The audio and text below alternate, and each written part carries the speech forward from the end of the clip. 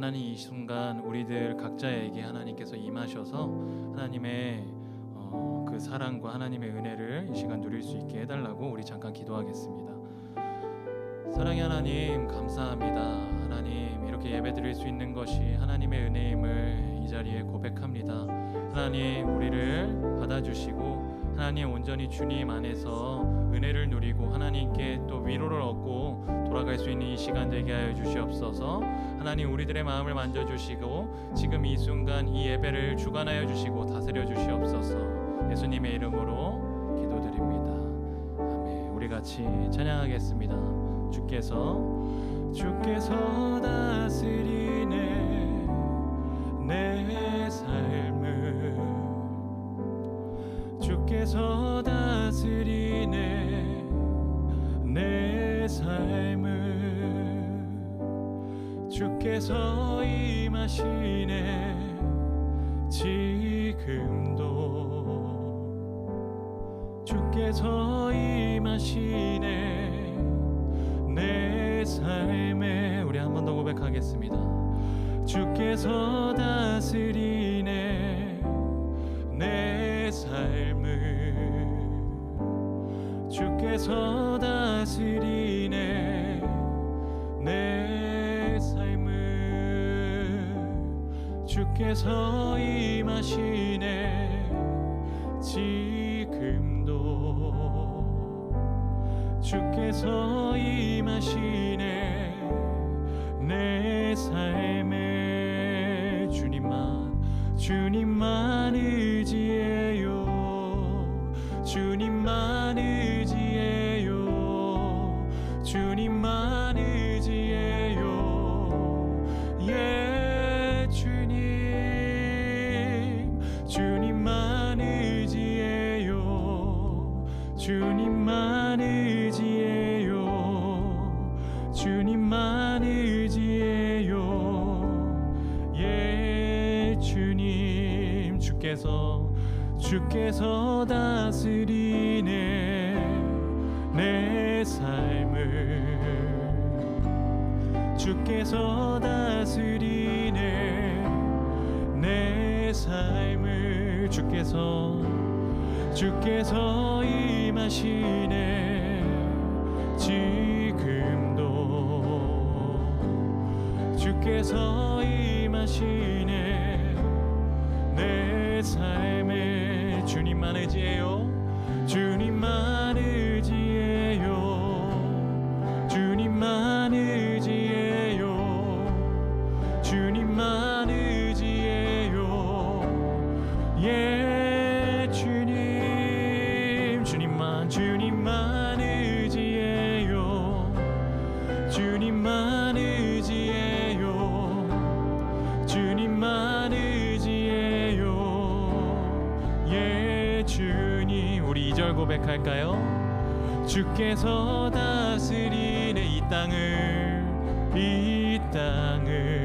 주께서 다스리네, 주께서 다스리네 이 땅을, 주께서 임하시네, 주께서 임하시네 지금도, 주께서 임하시네 이곳에. 주님만 의지합니다, 주님만 의지해요, 주님만 의지해요, 주님만 의지해요. 예 주님만 의지해요, 주님만 의지해요, 주님만 의지해요. 예 주님만 의지해요, 주님만 의지해요, 주님만 의지해요, 주님만 의지해요. 예 주님만 의지해요, 주님만 의지해요, 주님만 의지해요. 예 주님. 만물의 창조자, 만물의 창조자 열방의 통치자 주 다스리시네 다 주께 속했네 주님만 의지해요 주님만 의지해요 주님만 의지해요 주님만 의지합니다 주님만 의지해요 예 주님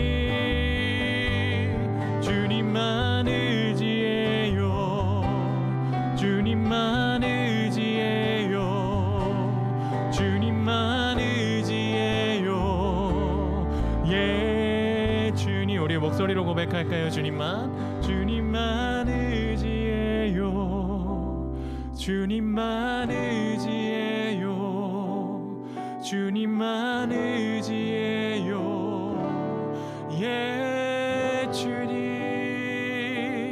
주님만 의지해요 아멘 주님만 의지해요 주님만 의지해요 예 주님 주님만 의지합니다 아멘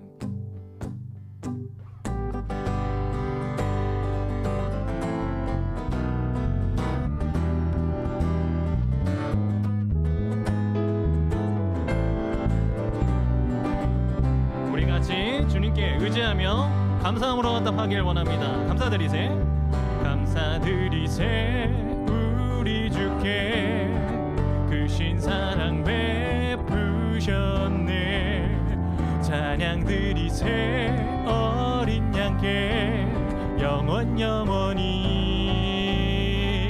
아멘 드리세 우리 주께 크신 사랑 베푸셨네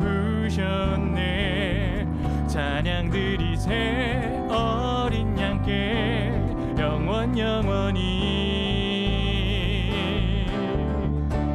감사해 고통과 눈물 없는 곳 열어주시리 감사해 모든 만물 새롭게 되는 그날 주시리 그날에 열방과 모든 민족들 주 찬양하리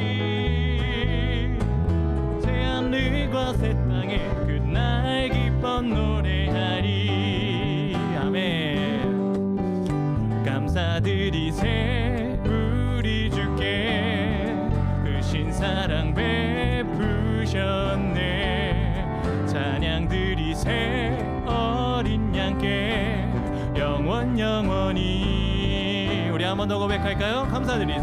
감사드리세 우리 주께 크신 사랑 베푸셨네 찬양드리세 어린 양께 영원히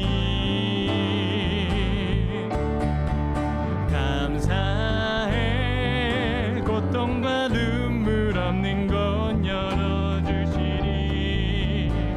감사해 모든 만물 새롭게 되는 그날 주시리 그날에 열방과 모든 민족들 주 찬양하리 새하늘과 새 땅에 그날 기뻐 노래하리 우리 감사 한 번 더 감사해 고통과 눈물 없는 곳 열어주시리 감사해 모든 만물 새롭게 되는 그날 주시리 그날에 열방과 모든 민족들 주 찬양하리 새하늘과 새 땅에 그날 기뻐 새하늘과 새 땅에 그날 한 번 더 고백합니다 새하늘과 새 땅에 그날 기뻐 함께 영광의 박수 올려드리도록 하겠습니다. 아멘. 우리 다음 찬양 고백하겠습니다.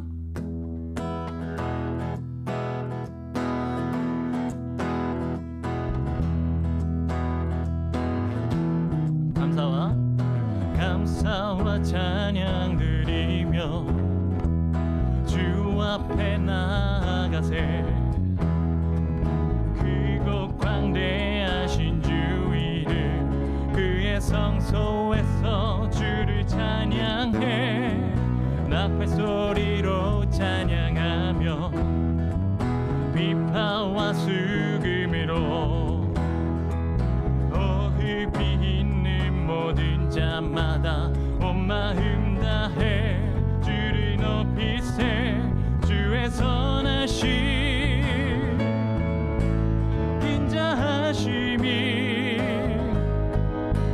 주의 선하심과 인자하심이 영원하시도다. 주의 선하심 주의 선하심 주의 선하심 인자하심이 주의 선하심과 인자하심이 영원하시도다. 아멘. 우리 처음부터 다시 고백하겠습니다. 감사와 찬양 드리며 주 앞에 나아가세. 크고 광대하신 주 이름 그의 성소에서 주를 찬양해.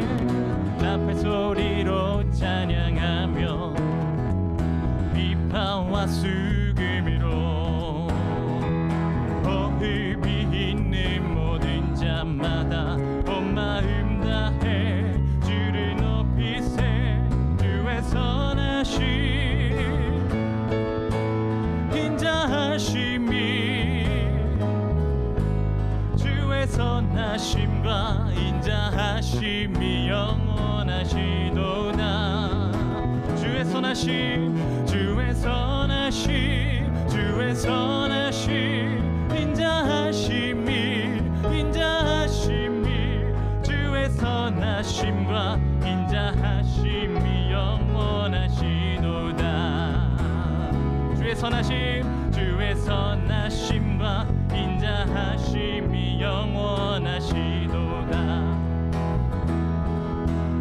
우리 감사함으로 다음 찬양하겠습니다. 여호와를 즐거이 불러 기쁨으로 주께 나아가리. 여호와 하나님 난 주의 백성 기르시는 양이라. 여호와를 즐거이 불러 기쁨으로 주께 나아가리.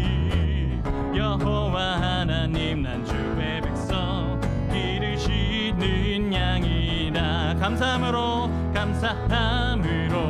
주를 높이며 그분에 들어가서 찬송함으로 그 이름을 송축할지어다.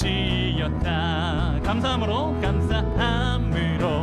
주를 높이며 그 문에 들어가서 찬송함으로 그 이름을 송축할지어다. 여호와를 즐거이 불러 기쁨으로 주께 나아가리. 여호와 하나님 난 주의 백성 기르시는 양이라. 여호와를 즐거이 불러 기쁨으로 주께 나아가리. 여호와 하나님 난 주의 백성 기르시는 양이라. 감사함으로 주를 높이며 그 문에 들어가서 찬송함으로 그 이름을 송축할지어다. 감사함으로 주를 높이며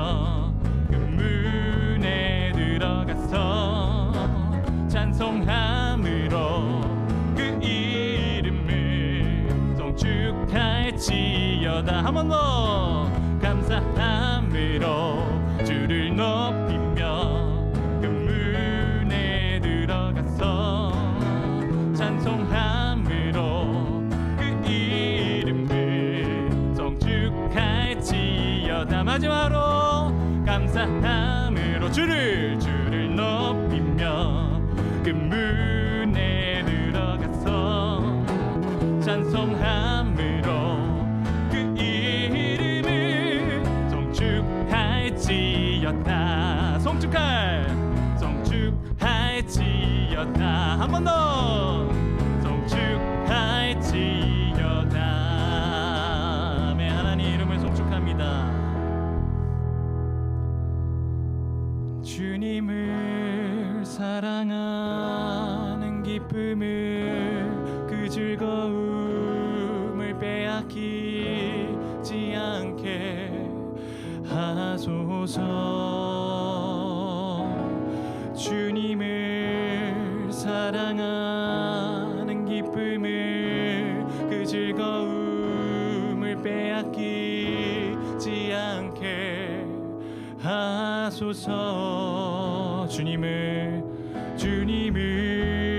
사랑하는 기쁨을 그 즐거움을 빼앗기지 않게 하소서.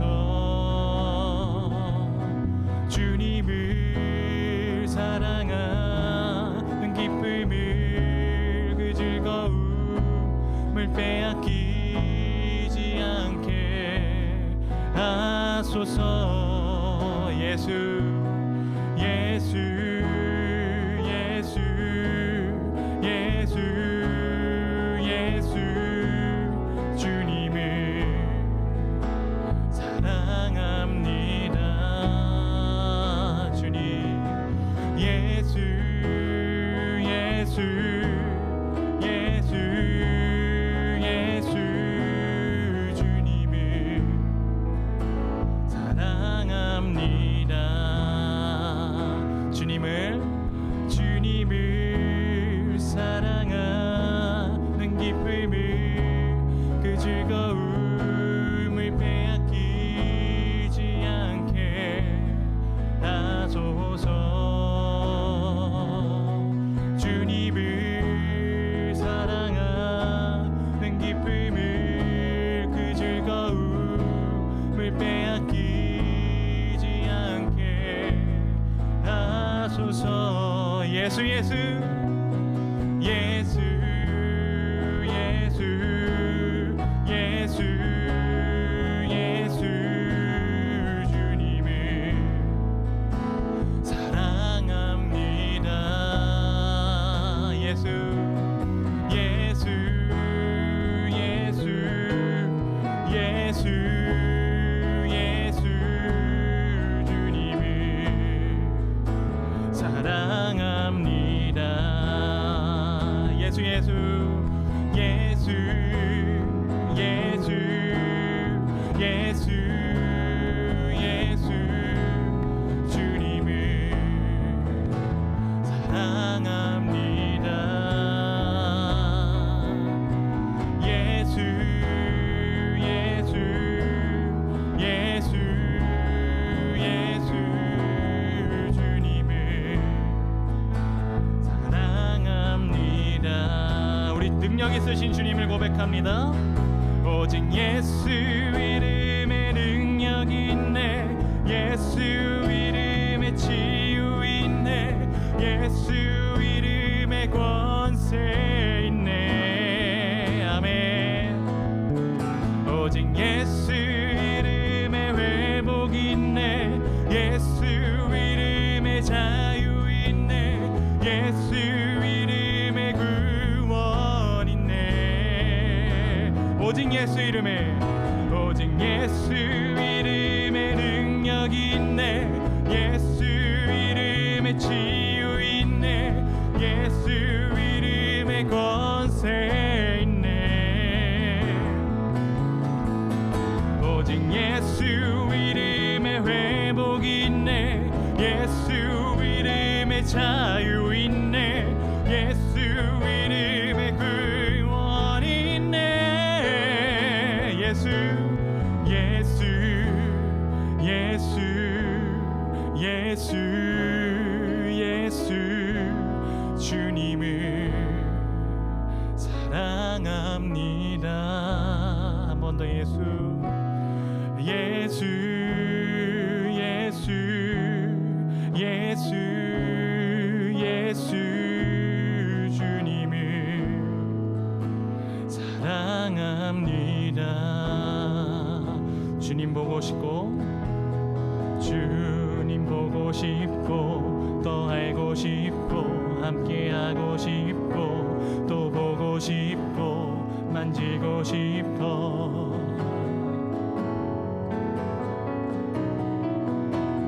주님 보고 싶고 더 알고 함께하고 싶고 또 보고 싶고 만지고 싶어.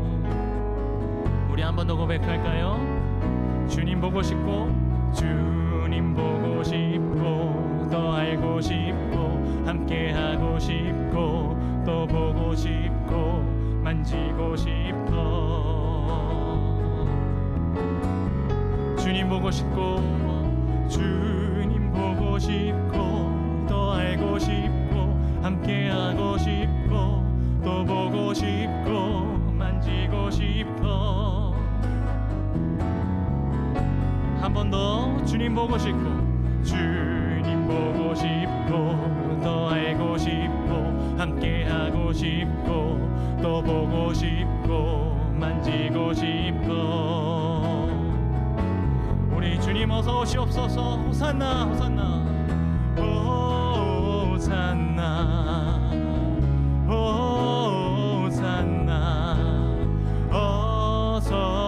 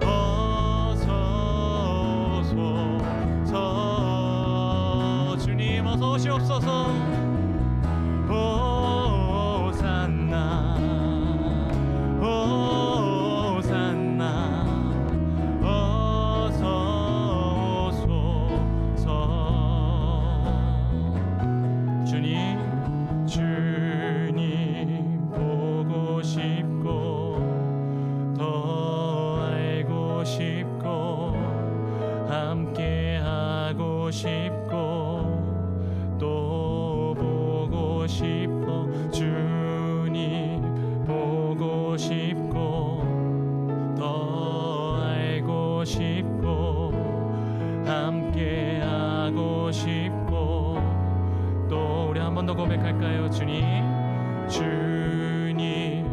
보고 싶고 더 알고 싶고 함께하고 싶고 또 보고 싶어. 주님 보고 싶고 더 알고 싶고 함께하고 싶고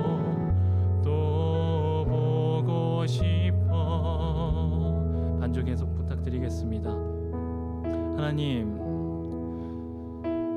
아버지, 이 시간 주님께 찬양 드립니다. 찬양 올려드렸습니다. 주님 보고 싶습니다.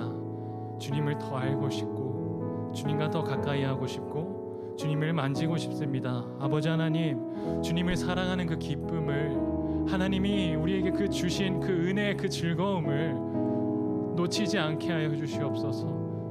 이 순간 이 상황 속에서 하나님을 놓치지 않고 하나님만 날마다 바라보며 하나님이 주시는 그 은혜에 만족하며 감사함으로 고백하며 나아가는 우리 모두 되게 하여 주시옵소서. 우리 하나님께 기도하였으면 좋겠습니다. 하나님 어서 오시옵소서. 하나님 이 시간 임재하여 주셔서 아버지 하나님께 그 감사함을 다시 한번 얻을 수 있는 은혜의 시간이 되게 하여 주시옵소서. 우리 같이 기도하며 나아가시겠습니다. 하나님 아버지 감사합니다. 하나님 주님 앞에 찬양 올려드렸습니다.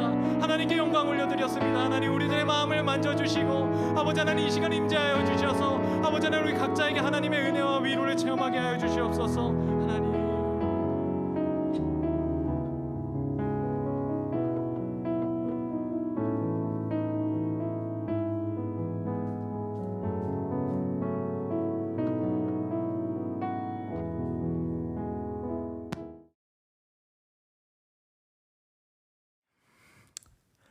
할렐루야. 네, 사랑합니다. 하나님의 말씀을 나누기에 또 예수 그리스도를 나누기에 너무나도 좋은 밤입니다. 여러분 혹시 예수님과의 첫 만남을 기억하십니까? 제가 한 분 한 분께 여쭤보고 또 특별하고 인격적인 만남을 전하여 듣고 싶은 마음이 가득한데요. 시간 관계상 제가 경험했던 예수님과의 첫 만남을 여러분들과 함께 한번 나누어 보려고 합니다. 제가 예수님을 처음 만났을 때 저는 믿음이 없었습니다.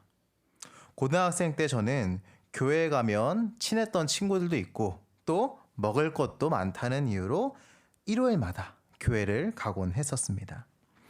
그러던 어느 날에 고등부 선생님과 친구들의 권유로 수련회라는 교회 행사에 참여하게 되었습니다.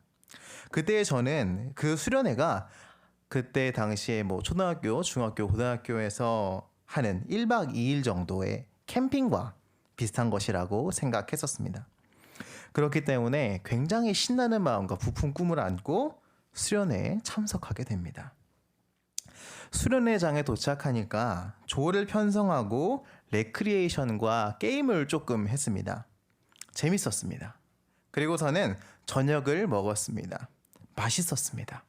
네, 여기까지는 정말 좋았는데요. 이게 제가 생각했던 수련회 모습이었습니다.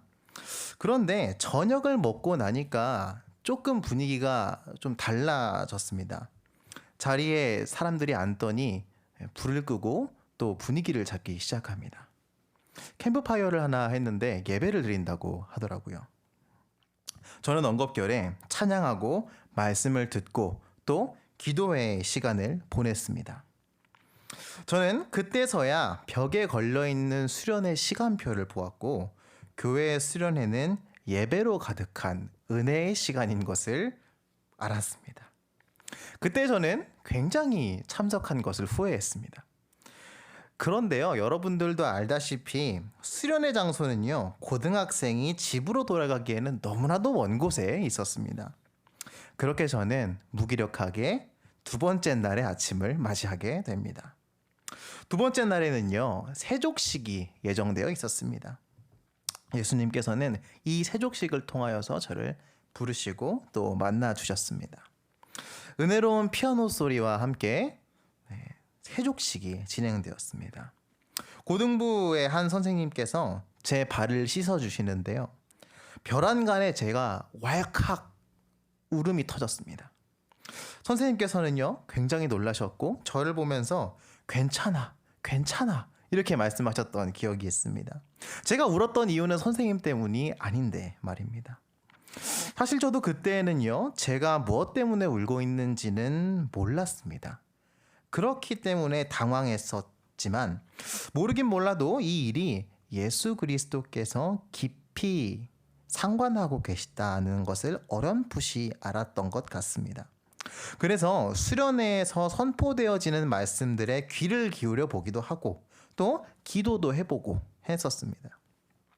자, 이렇게 수련회가 끝나고 다시금 삶의 자리에 돌아온 저의 삶은 어떠하였을까요? 드라마틱하게 바뀌었을까요? 그렇지 않았습니다. 저는 수련회 이후 다시금 예수를 만나기 전 저의 삶의 모습으로 돌아갔습니다. 제 경험과 오늘 말씀 속의 베드로의 경험이 조금 닮아 있는 것 같다는 생각을 좀 해보게 되는데요. 또 나아가서 저뿐만이 아니라 우리 그리스도인들의 경험과도 참 많이 닮아 있다라는 생각을 해보게 됩니다. 예수님께서 여러분을 처음 부르시고 난 뒤에 여러분의 삶은 이전과 같지 않은 새로운 피조물의 삶이었습니까?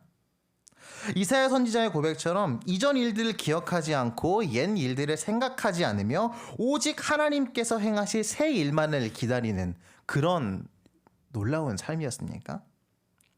그런 삶을 살고 계신 저와 여러분이기를 바랍니다.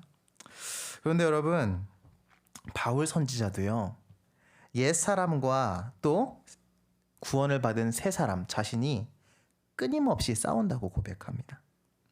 여러분 가운데 혹시 저와 같이 이전의 삶으로 돌아갔던 적이 있지는 않으십니까? 아니면 지금은 예수님을 뒤로하고 이전의 삶으로 돌아간 채 살고 계시지는 않으십니까? 오늘 본문 속에 베드로의 이야기를 한번 살펴봄을 통해서 예수님의 사랑과 은혜의 부르심을 다시 한번 기억하고 또 경험하며 도전받는 저와 여러분이 되었으면 좋겠습니다. 지금 우리가 살펴볼 본문이 벌어지고 있는 그 본문의 이야기가 벌어지고 있는 장소는 구약에서는 긴네렛이라고 하는 장소고요. 신약에서는 게네사렛이라고 불리는 곳이었습니다. 이곳은 갈릴리 호수의 북서쪽에 위치한 지방의 이름입니다.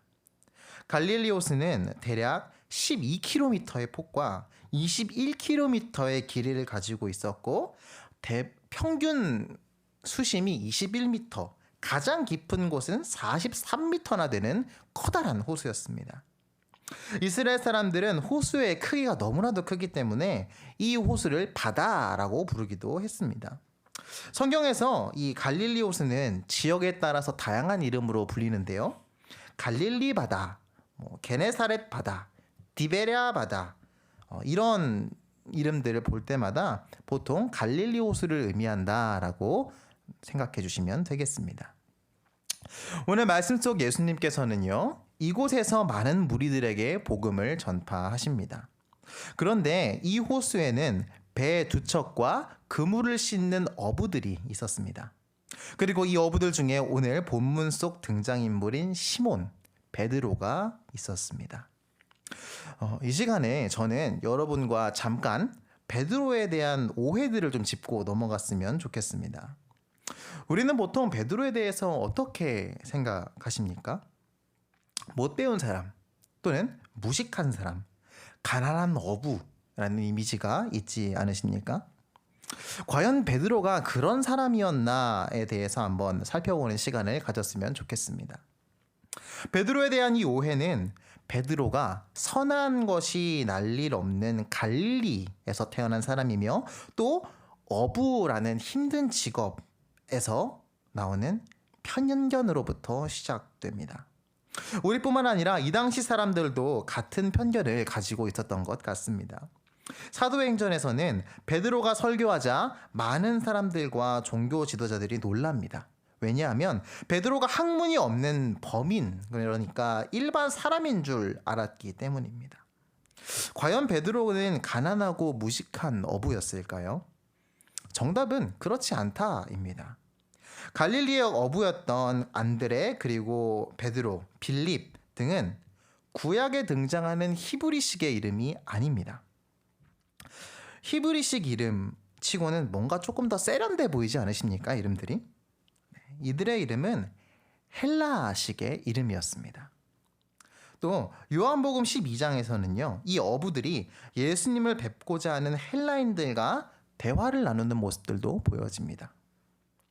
이들은 소위 헬라 문화를 좀 누릴 줄 아는 문화 시민이었던 것입니다. 이들은 최소 무식한 사람이 아니었습니다. 심지어 안드레와 베드로는 당시에 예수님을 메시아라고 영접할 정도로 종교, 진리, 철학에 관심이 깊은 사람이었고 또 깨어있는 사람이었습니다. 저와 여러분은 어떤 사람을 볼 때 그 사람의 출신 혹은 학벌, 직업으로부터 오는 편견이나 선입견을 갖지 말아야겠습니다. 그럼 이제 가난한 어부, 베드로에 대한 오해를 한번 살펴보겠습니다. 당시 이스라엘 사람들의 주식은요, 빵이나 육류 또는 물고기였습니다. 그런데 물고기의 경우에 이스라엘의 더운 기후 때문에 쉽게 상하는 식재료 중에 하나였습니다. 때문에 어부들은 물고기를 잡으면 소금에 절이거나 훈제해서 유통을 했습니다. 이렇게 가공된 생선은요, 값이 굉장히 비쌌는데 1세기의 역사학자 플루타르크라는 사람은 로마에서 가공되어 유통되는 물고기 한 수레의 값이 양 100마리와도 맞먹는다라고 기록하고 있습니다. 또 이스라엘 사람들은요, 음식에 대한 규례 때문에 다른 곳에서 난 고기가 아니라 갈릴리 어부들이 잡은 고기들만 사서 먹었습니다. 자, 여러분, 독점 그리고 비싼 값에 유통하는 어부들, 과연 이 어부들은, 갈릴리의 어부들은 가난했겠습니까? 베드로는 여기다가 사업 수완이 좋은 사업가이기도 했습니다. 요한복음에서 베드로를 베세다 사람이라고 이야기하고 있습니다. 그런데 그는 오늘 게네사렛이라는 지명에서 예수님을 만났습니다. 베세다 사람이 게네사렛이라는 지방에서 고개를 잡고 있었던 이유가 있습니다. 이 이유는 통관세 때문이었습니다. 베드로와 그의 형제 안드레는 야고보와 요한과 함께 동업을 했었는데요.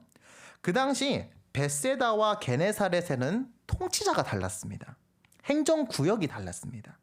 그래서 그 두 통치자는 자신이 다스리는 곳에 각각 다른 통관세를 부여했는데 베세다에서 잡은 고기를 유통하는 것보다 게네사렛에서 고기를 잡아서 가공, 유통하는 것이 통관세가 더 저렴했습니다.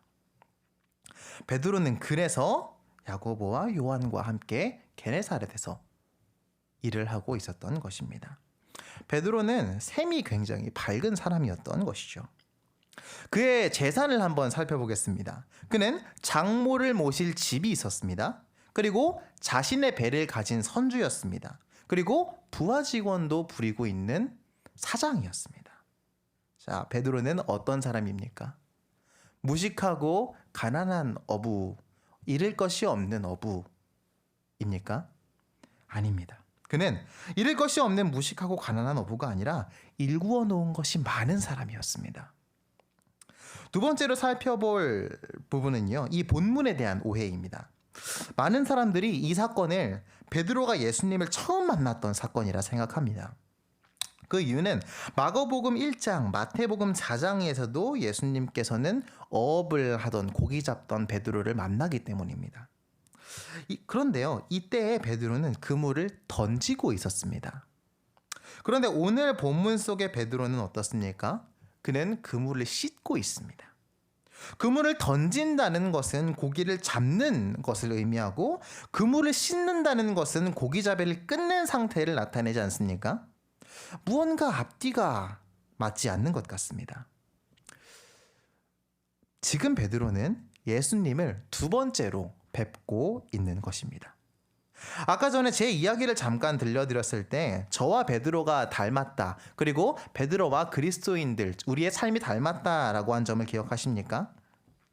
제가 예수님을 만나고 인정하기는 했지만 다시 이전의 삶으로 돌아간 것처럼 베드로도 어떤 이유에서인지 예수님을 처음 만난 이후에 예수님을 떠나 다시 이전의 삶으로 돌아온 것입니다. 그물을 씻는다는 의미는 업을 마치고 다시 또 고기를 잡으러 나갈 준비를 한다는 것입니다. 베드로는요, 잠깐이 아니라 아주 예전의 삶으로 돌아온 것을 볼 수 있습니다. 마지막으로 한 가지 더 살펴볼 것은 베드로는 아직 베드로가 아니라 시몬이라는 것입니다. 시몬은 베드로의 옛 이름입니다. 요한복음 1장에서 예수님께서는 시몬을 처음 보시고 그에게 내가 요한의 아들 시몬이니 장차 게바라 하리라. 게바는 베드로라는 뜻입니다. 게바라 하리라 라고 말씀하셨습니다. 우리가 주목할 단어는 장차입니다. 그러니까 즉 그는 반석, 베드로가 아니라 반석이 되어가는 과정을 지나는 원석이었다는 것입니다. 앞으로 살펴보겠지만 누가복음의 기자는 이 이야기가 진행됨에 따라 시몬의 이름을 시몬이라고도 쓰고 시몬 베드로라고도 쓰면서 그 이름의 의미를 강조하고 있는 것을 볼 수 있습니다. 자, 이렇게 해서 우리는 이 장차 베드로가 될 시몬이라는 등장인물의 오해를 한번 풀어보았습니다. 그렇다면 이 베드로가 대체 왜 예수 그리스도를 떠나와서 다시 베드로의 삶이 아니라 시몬의 삶을 살았을까 하는 질문을 한번 던져보면 좋겠습니다. 가장 큰 이유 중 하나는 베드로가 예수님께서 죽으시고 부활하기 전까지 예수님을 온전히 메시아라고 믿지 못했던 성경의 증언을 통해 추측해 볼 수 있습니다. 그는 예수님을 처음 만났을 때 그분이 훌륭한 랍비요, 훌륭한 선생님이라고 인정했지만 자신의 인생을 전부 투자할 정도로 그분과 그분의 말씀, 그분의 삶이 자신의 삶에 실제적인 영향력이 있다고는 생각하지 않았을 것으로 보입니다. 또 베드로에게 있어서 베드로는 부양해야 할 가족들이 있었습니다. 그는 가장이었고 가장으로서 생계를 유지해야 했습니다. 그에게 있어서 예수님은 당장 먹고 사는 문제, 또 자신이 일구어 놓은 사업들을 버리고 따를 정도의 가치가 있는 사람은 아니었습니다. 여러분, 베드로와 저의 모습이 참 닮지 않았습니까? 저는 세독식을 통해서 예수님께서 저를 부르시는 것을 경험했습니다. 따뜻했고 눈물이 날 정도로 예수님을 느꼈습니다. 그분께 끌렸고 관심이 갔었습니다. 하지만 그것도 잠깐, 다시 일상에 복귀한 저는 예수님에 대한 관심을 꺼버렸습니다. 학업과 놀기라는 학생의 일생일대의 문제 앞에서 저는 하루하루 그물을 씻고 다음 날을 준비하기에 바빴습니다. 그 속에서 예수님은 주일에 좋은 말씀을 전해주시는 분 정도로 전락해버렸습니다. 물론 위대하신 분이고 뛰어나신 분이셨습니다. 물론 따뜻한 분이셨습니다. 하지만 예수님께서 제 삶에까지 영향을 미치지는 못했습니다. 여러분, 조금 무거운 질문을 한번 던져볼까 합니다. 예수 그리스도를 믿는 여러분, 여러분의 모습 속에는 베드로와 닮은 부분이 없으십니까? 처음 예수 그리스도를 만났을 때의 설레임과 그 벅찬 마음, 따뜻한 마음을 잘 간직한 채로 살아오고 계십니까? 주일 예배에 만난 예수 그리스도를 기억하십니까? 그대로 살고 계십니까? 그 예수님께서 그 말씀이 여러분의 삶에 살아 역사하고 계십니까? 안타깝게도요, 우리는 베드로와 같은 상태에 자주 빠지곤 합니다. 우리는 가끔, 아니 자주 예수님을 그저 우리 인생에 도움이 되는 어떤 존재로 생각하곤 합니다. 예수님을 뒤로한 채 일상으로 돌아간 베드로처럼 우리도 예수님보다는 먹고 사는 문제가 바빠서 밤새 수고하고 또 그물을 씻으며 내일을 준비합니다. 이것이 연약한 저와 여러분의 모습이고 연약한 인간의 모습입니다. 그런 베드로와 저희들인데요, 여기 이제 새로운 인물이 등장합니다. 바로 예수님이십니다. 예수님의 등장으로 말미암아서 우리 본문의 이야기는 새로운 국면에 들어가게 됩니다. 예수님께서는 어떻게 하십니까? 옛삶으로 되돌아간 시몬을 다시 찾아가십니다. 예수님께서는 게네사렛 호숫가에서 시몬의 배가 그곳에 있다는 것을 아셨을 겁니다. 그리고 예수님께서는 3절에서 시몬의 배에 오르십니다. 누가는 이 부분에서 베드로를 그의 옛 이름인 시몬이라고 적고 있음을 볼 수 있습니다. 그는 이제 예수님을 잊고 정말로 옛삶으로 돌아간 시몬이었습니다.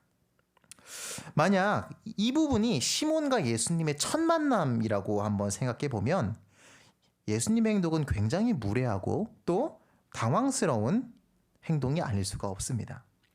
한번 상상해 보십시오. 내가 어부입니다.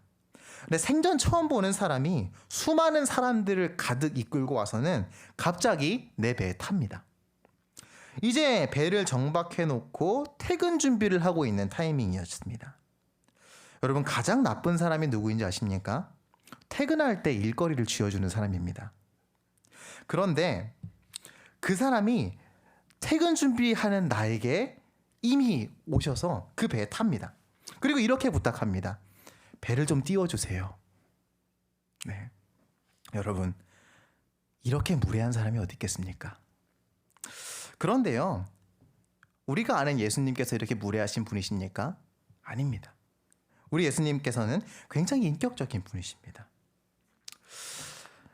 이미 예수님께서는 시몬을 만났었기 때문에 그를 아셨고 그리고 그의 배에 오르신 겁니다. 또 시몬도 자신의 배에 오르시는 예수님을 알고 있었을 겁니다. 또 추가적으로 예수님께서 알고 계셨던 게 하나 더 있습니다. 그것은 자연의 섭리입니다.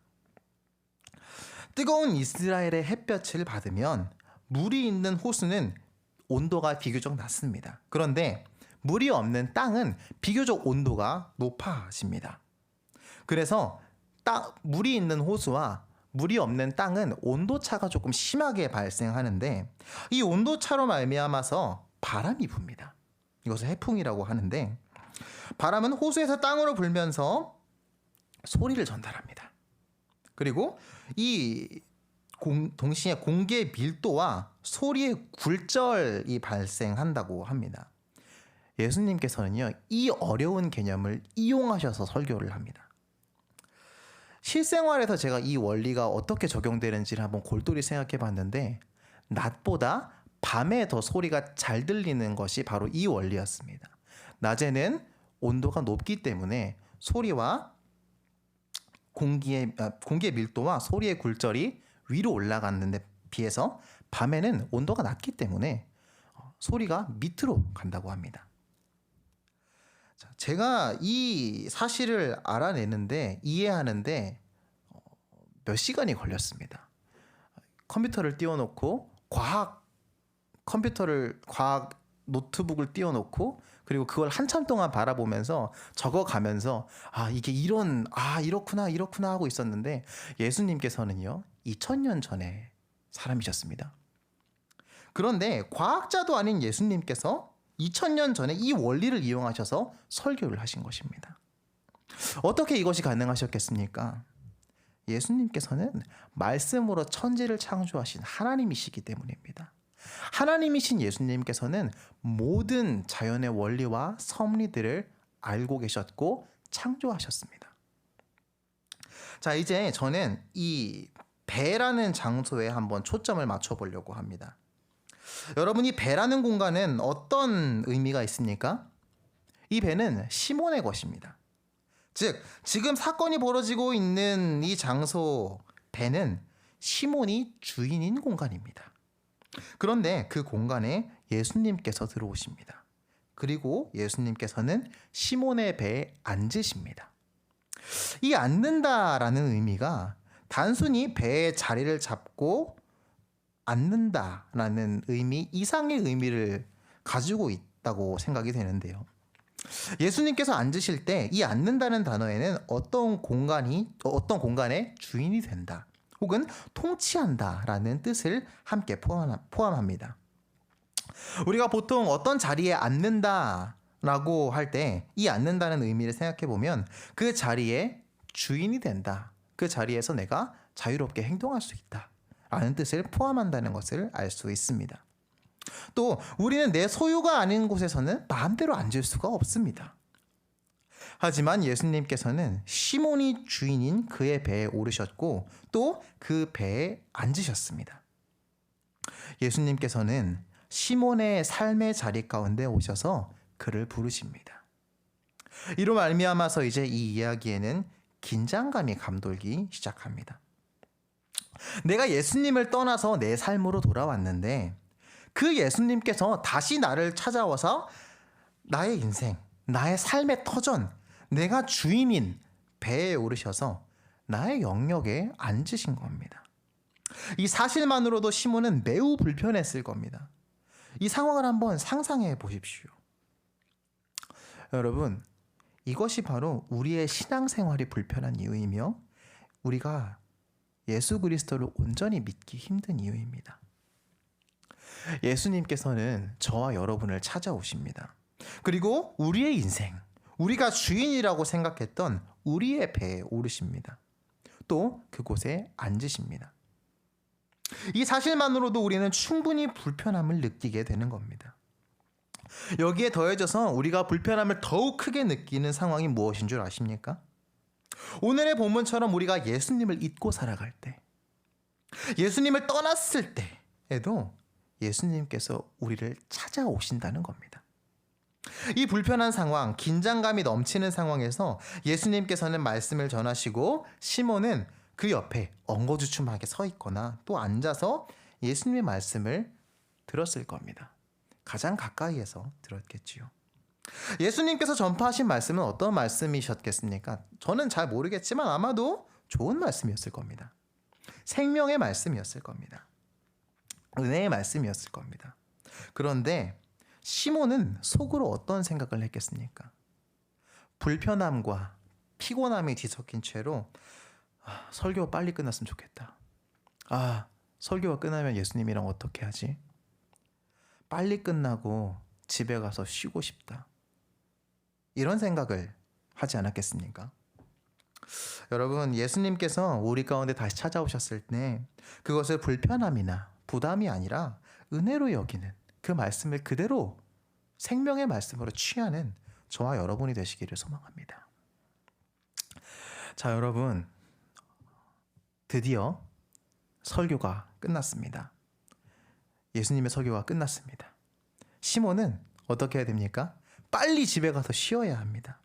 조금만 자고 나와서 다시 생업으로 복귀해야 합니다. 그런데 일이 영 풀리지가 않습니다. 말씀을 마치시고 예수님께서 시몬에게 이렇게 말씀하시기 때문입니다. 깊은 데로 가서 그물을 내려 고기를 잡으라. 저는 이 말씀을 상상해 보다가 웃음이 나왔습니다.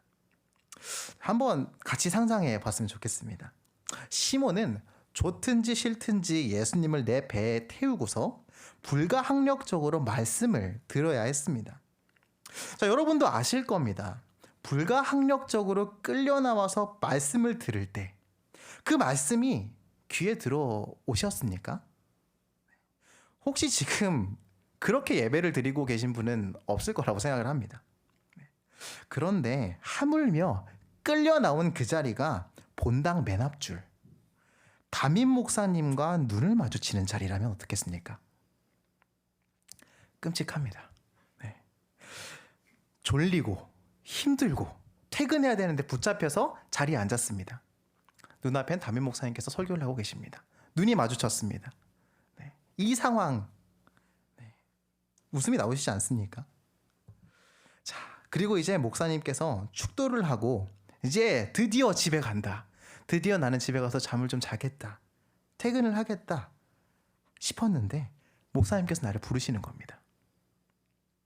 예수님께서는 말씀이 끝나기 무섭게 시온을 불러서 깊은 데로 가서 그물을 내려 고기를 잡으라고 말씀하십니다. 뭔가 일을 더 시킨 겁니다. 자, 그런데 이 요구가 더 웃긴 이유는 무엇이냐면 토목 공사를 하는 사람, 건축업자, 목수가 하필이면 현직 프로 어부에게 어부로 하는 훈수였기 때문입니다. 여러분, 어부 시몬의 입장을 한번 생각해 보겠습니다. 시몬과 어부들은 밤새 고기를 잡았습니다. 그 이유는 낮보다 밤에 훨씬 더 고기를 잘 잡을 수 있었기 때문입니다. 낮에는 수면의 온도가 높아서 잡어도 많고 목표하는 물고기를 잡기 쉽지가 않았습니다. 물고기들이 깊은 곳에 숨어 있었기 때문입니다. 그리고 날도 더운데 깊은 곳에 그물을 던져서 숨어있는 물고기를 잡는 것보다 밤에 먹이 활동을 위해서 수면 위로 올라온 물고기들을 잡는 게 편했을 겁니다. 그게 훨씬 수월했을 거고 그게 훨씬 이치에 맞는 일이었습니다. 그런데 어부들은 자신의 노하우로 밤새 물고기를 잡았는데도 단 한 마리도 잡을 수 없었던 상황입니다. 그렇기 때문에 어부들은 철수를 결정했고 다시 밤에 나와서 고기를 잡을 요량이었습니다. 자, 이런 가운데 토목업자가, 목수가 깊은 곳으로 그물을 던지라고 훈수를 하는 겁니다. 자, 그런데 제가 생각을 해봤는데 이 깊은 곳에 그물을 던지라는 말이 안 되는 것이 아닙니다. 물고기들이 깊은 곳에 있기 때문에 깊은 곳에 그물을 던져야 고기를 잡을 수 있습니다. 이 깊은 곳으로 그물을 던지라는 말은 얕은 곳에 그물을 던지라는 말보다는 맞는 말입니다. 그런데 조업의 결과를 보면 얼마나 가능성이 없는 말인지를, 또 얼마나 열이 받는 훈수인지를 알 수 있습니다. 자, 여기에 활용 점정을 한번 더 해보겠습니다. 지금 시몬은 밤샘 근무를 하고 퇴근 준비를 하는 중이었습니다. 심지어는 잠시 뒤에 출근을 해야 되죠. 더군다나 그는 예수님을 꽤 오래 알았지만 예수님께서 직접 고기를 잡는 적을 본 적이 없습니다. 가장 미운 사람이 바로 말로만 훈수를 하는 사람입니다. 수학도 의미도 없는 밤샘 근무로 인해서 시몬은 얼마나 짜증이 났겠습니까? 그런데 안타깝게도 그렇게 말씀하시는 분이 예수님이십니다. 한때 자신이 메시아라고 생각하고 따랐던 선생님이고 또 기껏 떠났는데 그분께서 다시 나를 찾아오신 겁니다. 그분의 얼굴을 보니까 차마 시몬은 저 자야 됩니다 라는 말을 하기에는 어려웠을 겁니다. 그래서 그는 이렇게 이야기합니다. 선생님, 우리들이 밤이 새도록 수고하였으되 잡은 것이 없지만은 말씀에 의지하여 내가 그물을 내리리이다 하고, 저는 이렇게 상황을 상상하면서 말씀을 읽었을 때 이 말씀에 의지한다는 말이 참 걸렸습니다. 분명 저였다면 이를 꽉 깨물고 얘기했을 겁니다.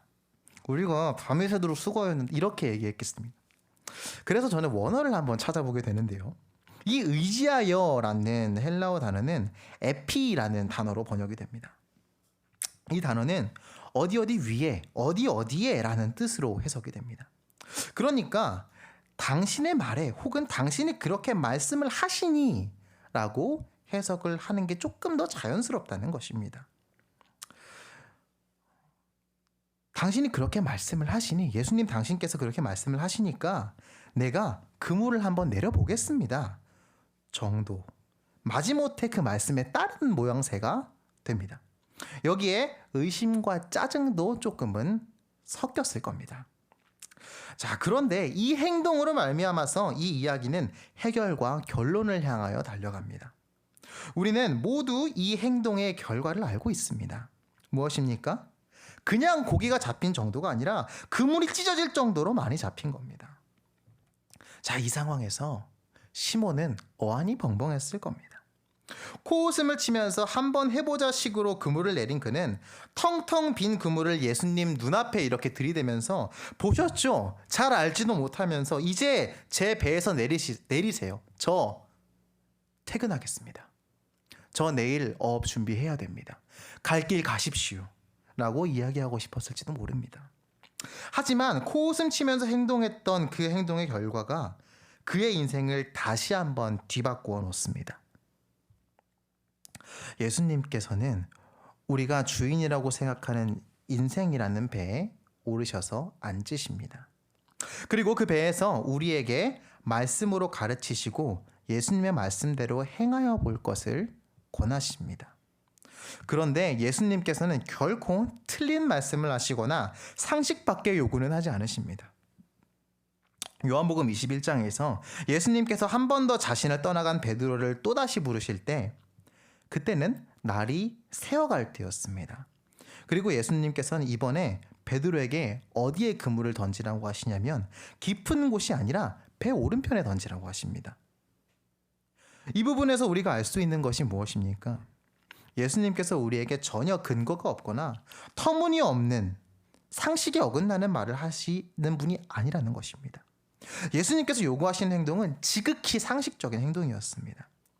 그럼에도 불구하고 그 지극히 상식적인 행동을 우리는 행하지 못합니다. 왜 그렇습니까? 내가 내 인생의 전문가인데, 내가 내 배의 주인인데, 내가 이 일을 누구보다도 잘 아는데, 내가 프로인데, 내가 밤새 수고했는데도 안 됐는데 라는 생각 때문입니다. 하지만 그럼에도 오늘 말씀 속 시몬은 행동합니다. 그 의심과 짜증이 묻어난 행동에 예수님께서는 기꺼이 역사하십니다. 시몬의 이 행동을 통해서 예수님께서는 길을 잃고 다시금 세상 가운데 살아가는 그에게 그가 가야 할 길을 알려주십니다. 동시에 예수님께서는 그의 정체성이 고기를 낚는 시몬이 아니라 사람을 낚는 베드로임을 알려주십니다. 예수님께서는 저와 여러분의 배에도 오르시기를 청하십니다. 그리고 우리의 배에도 오르신 우리의 배에서 앉으시고 말씀을 전하십니다. 또 우리의 삶에서 어떤 부분에 그물을 내리라고 말씀하실 것입니다. 그때 우리는 시몬과 같이 이렇게 생각할 수 있습니다. 내가 이미 다 해본 건데, 저렇게 하면 더 쉽게 할 수 있는데, 남들은 다 저렇게 하는데, 안 될 게 뻔한데, 나 피곤한데, 예수님 잘 알지도 못하시면서.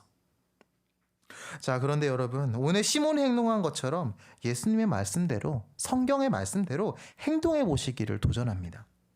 다 알 수가 없어도 하나님께서 그곳에 그물을 내리라고 하면 그물을 내려보시기를 도전합니다. 우리는 많은 경우 믿음을 가지고 행동하는 것보다 행동을 통해서 이게 되네? 라는 것을 경험하고 믿음을 갖게 되는 경우가 많습니다. 마찬가지로 우리는 예수님께서 우리에게 행동하시기를 원하는 행동을 함으로써 우리의 삶에 역사하시는 예수 그리스도를 보게 될 것입니다. 그리고 그 예수 그리스도께서 참된 하나님이시며 살아계신 하나님의 아들이라고 고백하게 될 것입니다. 시몬과 같이 다시금 믿음을 잃고 이전의 삶으로 돌아간 우리를 부르시는 예수님의 목소리를 들으시기 바랍니다. 그리하여 장차 베드로로, 반석으로, 제자로 다시 부르시기 위한 하나님의 말씀에 응답하고 순종하는 훈련을 계속해 나가시기를 바랍니다. 다시 이야기 속으로 돌아가겠습니다. 그는 고기가 많이 잡히자 직업의 정신에 투철한 프로답게 자신의 일에 집중합니다. 동료들을 불러 모으고 조직적으로 배에 고기들을 싣습니다. 그런데 문제는 이 고기들이 끝없이 나옵니다. 고기들을 배에 싣는데 싣다가 배 두 척이 모두 물에 잠길 때쯤 되어서야 시몬은 문득 지금 고기가 중요한 것이 아니라는 사실을 깨닫습니다. 시몬은 그에게 벌어진 모든 일들이 단 한 사람 때문인 것을, 또 그 사람의 말 한마디 때문인 것을 생각하게 됩니다. 정신없이 고기를 주워 담던 그는 자신을 향해 사람을 낚는 어부가 되게 하리라고 하셨던, 내게 장차 베드로가 될 것이라 라고 말씀하셨던 분과 눈이 마주쳤을 겁니다. 그는 예수님을 바라보며 놀라움과 두려움이 섞인 경외감을 느꼈습니다. 그는 자신이 행한 순종을 통해서 자신의 믿음 없음을 보게 되었을 겁니다. 그는 지금 사람을 살리는 것이 아니라 고기를 낚는 삶을 살고 있었기 때문입니다. 반석이 될 것이라고 예수님께서 말씀하셨는데 그는 지금 보잘것없는 원석이었기 때문입니다. 그는 두 척의 배에 가득히 잡힌 고기들을 바라보면서 예수님의 말씀을 믿지 못했던 자신의 과거 그리고 자신의 모습들을 돌이켜 보았을 겁니다. 그 결과 그의 입에서 나올 수 있는 말은 이 말밖에는 없었습니다. 주님, 나를 떠나소서. 나는 죄인입니다. 그가 자기 스스로를 죄인이라고 말한 이유는 단순히 그가 예수님의 말씀을 믿지 못했다는 죄에 대한 인식이 아니었습니다. 그것보다 훨씬 더 큰 차원의 것이었습니다. 여러분, 신약 성경에서 백부장은 예수님을 감히 자신의 집에 들이지 못합니다. 세리장이었던 삭개오는 감히 예수님을 눈앞에서 볼 생각도 하지 못합니다. 그 이유는 구약 성경에서 하나님을 대했던 많은 사람들과 같습니다. 자신과 같은 사람이 감히 함께 할 분이 아니라는 생각 때문이었습니다. 이와 마찬가지로 자신의 배에서 자신을 바라보고 있는 예수님 앞에 시몬은 그분이 나와 같은 급의 존재가 아니라는 것을 느꼈을 겁니다. 그는 이제 더 이상 서 있을 수가 없었습니다. 그래서 그는 무릎을 꿇고 엎드립니다. 그리고 자신과 예수님의 차이를 인정합니다. 저도 이 감정을 경험한 적이 있습니다. 예수님을 만났던 기억을 뒤로하고 저만의 삶을 살던 어느 날 예수님께서는 다시금 제 인생이라는 배에 찾아오셔서 예배라는 그물을 내리기를 원하셨습니다. 내키지 않았고 또 하기 싫었지만 예수님을 처음 만났던 기억이 제겐 너무나도 강렬했기에 저는 행동했습니다. 의심 반 그리고 짜증 반으로 드렸던 예배의 결과 저는 이곳에 서 있습니다. 저는 그 예배라는 그물을 던짐으로써 제 인생의 길과 지으신 목적을 다시금 발견하게 되었습니다. 그리고 그 그물에는 실로 많은 물고기들이 있었습니다. 그리고 그 물고기들은 아직도 잡히고 있습니다. 목사님과 또 믿음의 동력자들, 그리고 기쁨과 자유함, 또 동서울 광염교회라는 복된 교회와 주일학교 친구들, 그리고 성도님들이 그 물고기들이었습니다. 그렇게 정신없이 그 고기들을 주워 담다가 저는 어느 순간에 눈을 들어서 이 물고기를 잡게 하신 예수님을 보게 되었습니다. 제가 그때 느낀 감정은 분명 두려움이었습니다. 저의 믿음 없음을 보게 되었고 저와 예수님의 급의 차이를 경험하게 됐습니다. 우리는 예수님께서 어떤 분이시라는 사실을 알게 되면요, 어떤 이유로든지 그분의 앞에 서 있을 수가 없게 됩니다. 감히 하나님이신 그분 앞에 우리는 서 있을 수가 없습니다.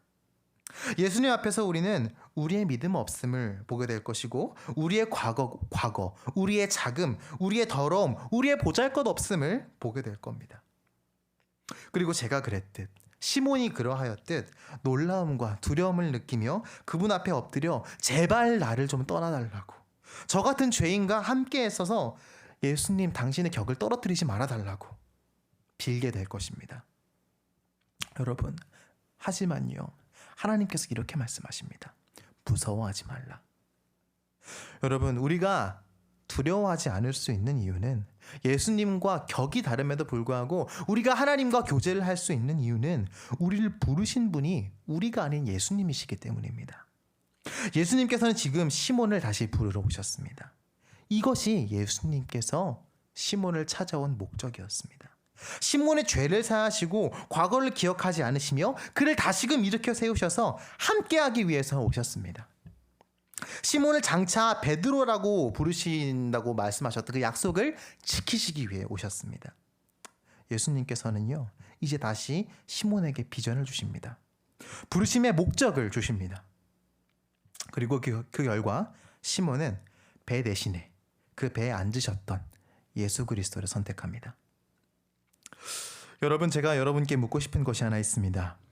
이 놀라운 경험을 하고 난 뒤에 시몬은 베드로가 되어가는 과정을 겪습니다. 지나갑니다. 여러분, 그렇다고 해서 이 본문이 끝난 뒤에 베드로가 되었습니까? 안타깝지만 우리는 그가 한 번 더 예수님을 부인할 것을 압니다. 또 돌아가서 어부가 될 것을 압니다. 예수님께서 십자가에 달리신 이후에 그는 또다시 옛삶으로 돌아갑니다. 그리고 그곳에서 예수님께서는 다시금 그를 부르십니다. 그리고 그곳에서 베드로를 향해서 또다시 말씀하시고 부르심의 목적을 알려주십니다. 여러분, 우리는 시몬과 같습니다. 여러분, 우리는 베드로와 같습니다. 언제든지 틈만 나면 우리 삶에 예수님이 보이지 않으면 우리는 옛삶으로 돌아가고 싶어 합니다. 여러분, 이를 통해 알 수 있는 사실이 무엇입니까? 우리가 결코 우리의 힘으로는 예수 그리스도를 따를 수 없다는 것입니다. 우리의 힘과 우리의 능력으로는 구원을 이룰 수 없다는 것입니다. 우리는 예수님의 능력과 부르심이 필요합니다. 시몬은 그의 힘과 능력, 의지로는 베드로가 될 수 없었습니다. 시몬이었던 그가 베드로가 될 수 있었던 이유는 예수님께서 그를 선택하셨고 사랑하셨으며 베드로라고 부르셨기 때문입니다. 또 그리스도의 영이신 성령님께서 그와 함께 하실 때 그는 비로소 베드로가 되었습니다. 여러분, 우리도 마찬가지입니다. 우리의 힘과 능력으로는 결코 예수 그리스도를 따를 수가 없습니다. 어떤 사건으로 우리는 예수 그리스도를 따를 수 없습니다. 우리에게 필요한 것은 예수 그리스도의 능력이며 예수 그리스도의 부르심이며 예수 그리스도의 영이신 성령님의 충만함입니다. 우리의 믿음을 잃지 않기 위해서는 잡힌 물고기를 바라보아야 하는 것이 아니라 하나님, 예수님, 성령님을 바라보아야 하는 것입니다. 이제 말씀을 정리해 보도록 하겠습니다. 예수님께서는 오늘 옛삶으로 돌아간 베드로를 찾으시고 또 말씀하시고 행동하시기를 원하십니다. 이를 통해 예수님께서는 베드로의 인생의 주인이 자신이 아닌 예수님이심을 알려주십니다. 그리고 예수님께서는 다시 베드로를 부르시고 그 부르심의 목적을 알려주십니다. 여러분, 오늘 저와 여러분의 흔들리는 삶 속에서도 예수님께서는 우리를 찾아오실 겁니다. 그리고 저와 여러분의 배에 올라 말씀하실 것이고 또 행동하기를 원하실 것입니다. 그때 행동하시는 결정을 내리기를 소망합니다. 그 행동은 어부에게 그물을 내리는 것만큼 당연한 일이지만 또 그렇기에 불편하고 어려운 일일 수 있습니다. 의심과 고민이 있을 수 있고 짜증이 있을 수 있으며 포기하고 싶은 마음이 들 수도 있습니다. 하지만 그때 우리 오늘 함께 나눈 이 말씀을 생각하셨으면 좋겠습니다. 예수 그리스도를 생각하셨으면 좋겠습니다. 여러분, 우리는 이 행동을 통해서 우리의 믿음 없음, 우리의 자금, 우리의 못남, 우리의 죄됨과 만나게 될 것입니다. 또 하나님 되신 예수님 앞에서 우리가 감히 예수님과 함께 서 있을 수 없는 죄인이라는 것을 깨닫게 될 것입니다. 우리의 주인은 예수 그리스도이신데 우리 마음대로 행동했다는 사실을 알게 될 것입니다. 하지만 여러분, 예수님께서 두려워하지 말라고 말씀하십니다. 그 이유는 우리를 부르신 분이 예수 그리스도이시기 때문입니다. 예수님께서 여러분을 사랑하셔서 예수님께서 여러분을 다시 부르시기 위해서 사랑의 추격전을 하고 계시기 때문입니다. 예수님께서 여러분 한 분 한 분을 위해서 짜놓은 계획이 있으시고 장차 친구 또 형제, 구원받은 천국 백성이라고 부르시기를 원하시기 때문입니다. 아직 구원의 과정을 밟아 나가고 계신 여러분, 삶의 문제들 앞에, 거대한 현실 앞에 흔들릴 때 오늘 우리가 함께 나눈 이 은혜를 기억하셨으면 좋겠습니다. 또 베드로를 기억하셨으면 좋겠습니다. 그리하여서 위안을 얻고 또 힘을 얻어 부르심 받은 천국 백성의 길을 걷는 저와 여러분이 되시기를 소망합니다. 함께 기도하겠습니다.